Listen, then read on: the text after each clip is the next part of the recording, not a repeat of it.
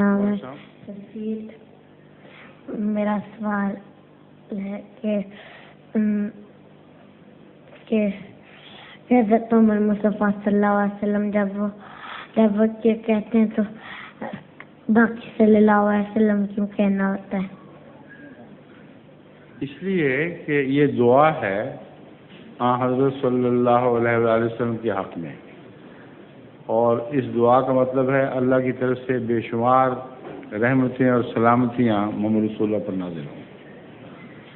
اگر آپ یہ نہ دعا کریں وہ تو پھر بھی نازل ہونی ہی ہونی ہے، لیکن آپ کے دل میں جو یہ جذبہ ہے کہ میں دعا کروں، یہ اس وجہ سے ہے کہ رسول اللہ صلی اللہ علیہ وآلہ وسلم کا آپ پر بہت احسان ہے، ساری امت پر قیامت تک کے لیے ہر انسان پر احسان ہے۔ جس پر کوئی احسان کیا جائے وہ اور کچھ نہیں تو دعا تو دیتا ہے نا۔ بس درود پڑھنا اس بات کی علامت ہے کہ ایک انسان کو اس بات کا شعور ہے، احساس ہے کہ مجھ پر ایک احسان کرنے والے نے بہت احسان کیے ہیں، اس لیے میں اور کچھ نہیں تو دعا ہی دے دوں۔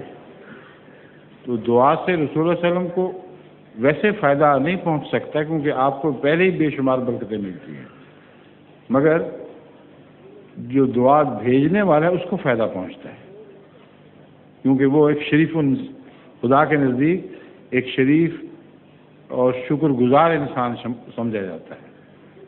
سمجھ گئے؟ بات سمجھو کہ نہیں؟ شکریہ۔ ظہور مہدی آخر زمان